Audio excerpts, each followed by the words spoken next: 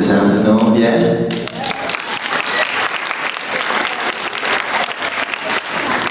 I want to give much appreciation to the artists that came out here and performed for us prior, before the good doctor, the dancers, and the beautiful singer who came out and sung her song so beautifully.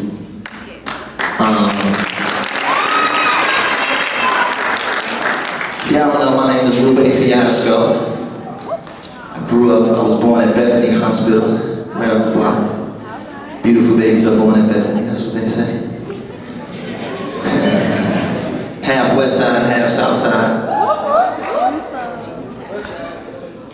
Half south side because I was absolutely terrified to go to Marshall, because it was a school in my district.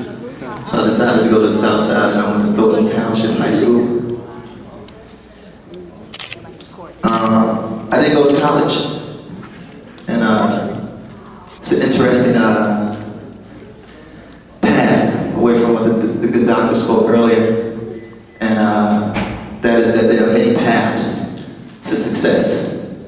There's many perspectives on success and value and your future. There's many ways to get there.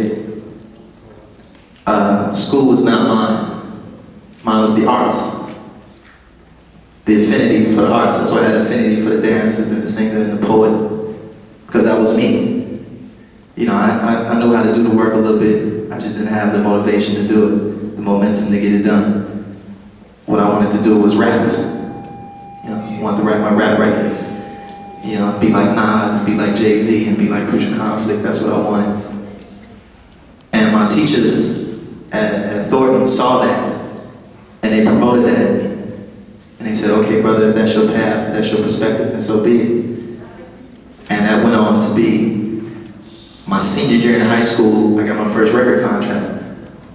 And I was like, oh wow, you got a record contract? Oh man, you made it?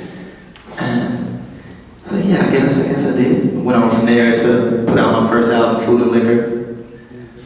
Grammy nominated, actually won a Grammy for it. My second album, The Cool, which was also Grammy nominated.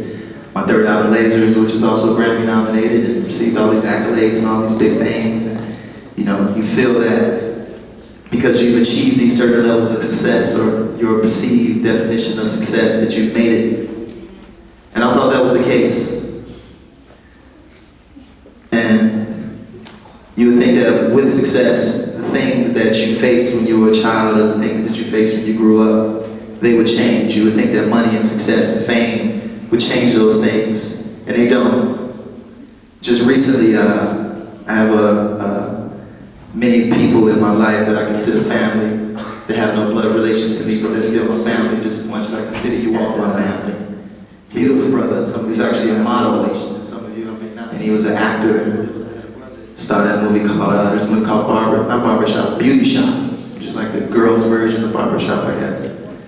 And he started that movie, and he had success, and he flew around the world, and you know, anything he wanted at his beck and call he could have. And you know, I loved him very much.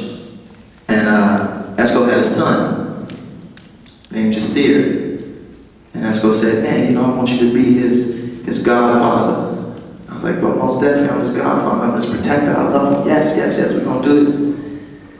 And at the height of my success, at the height of his success, Esco was gunned down.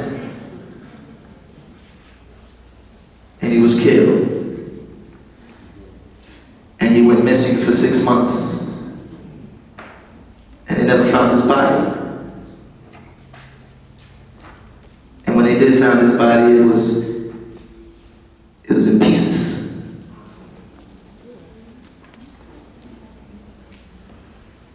And it brought it all back home. And here we are at the height of our success, at the height of our fame, at the height of reaching what we thought we were, and we're bringing new life into this world. And in that instant, death, despair. We all know death. We all gonna face it one day. We all have faced it. That's something we can't change. Everybody in this this room is going to die. Right? Yes, it's somber. Right? But the one thing that you can't control, the one thing that you can control, somehow, some way, a little bit, you can control the circumstances between now and then. Now, you may not be able to change the hood physically. You may not be able to change the buildings. You may not be able to change the streets. But what you can change is your perspective, the way you look at those streets, the way you look at those buildings. I build on something that the good doctor said earlier, where she said, you know, those abandoned buildings, you know, and those vacant lots. You know, the most visited places on earth, the most revered, the most protected places on earth, from Egypt to South America to Japan to the United States to all over the world, the most revered places are ruins.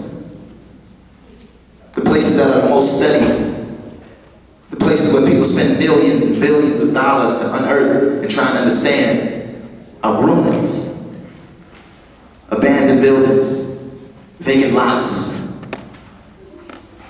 And you don't know why they visit these places, and why they revere these places so much, and why they protect these places and study these places so much. It's because these places were the homes of kings. They were the home of queens and princesses, spiritual leaders, people of great knowledge. And these are the places that they go back to find these great knowledges, whether it be ancient Greece, or it be ancient Rome, or be ancient Egypt. Ruins. But they're not looking at the ruins. Change your perspective. Open yourself up to new perspective. Have the courage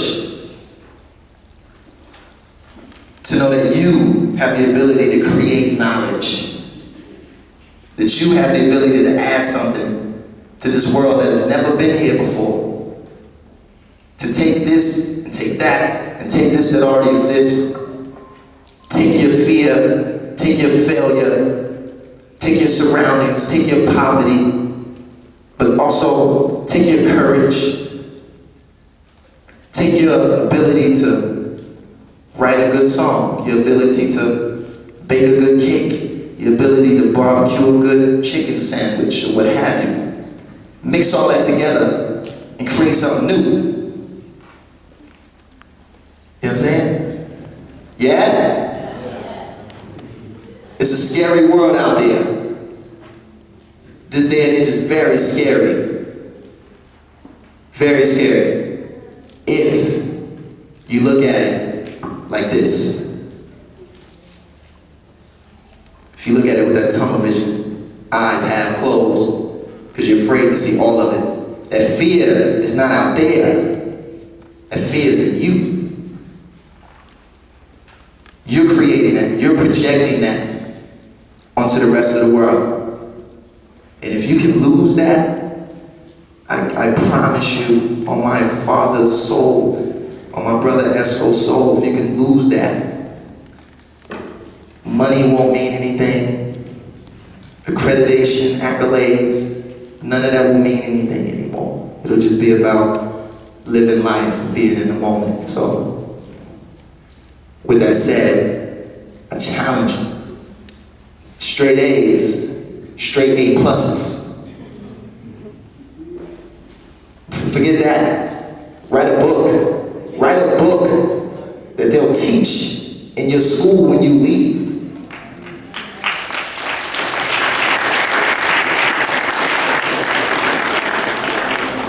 I didn't go to college, Doc. I didn't want to go. I didn't go front. I hated writing. I didn't want to go.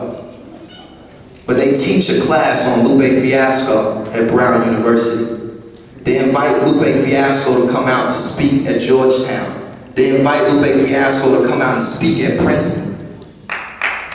Yeah.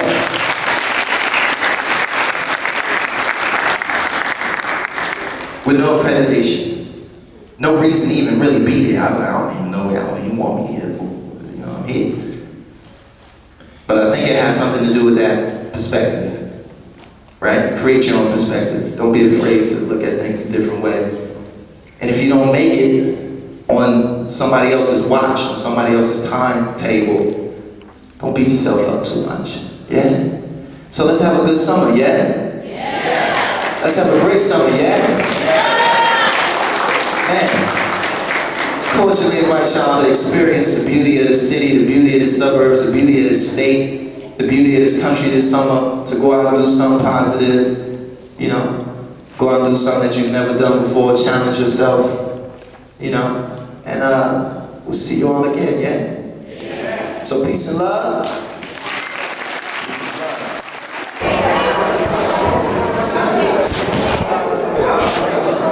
Hey.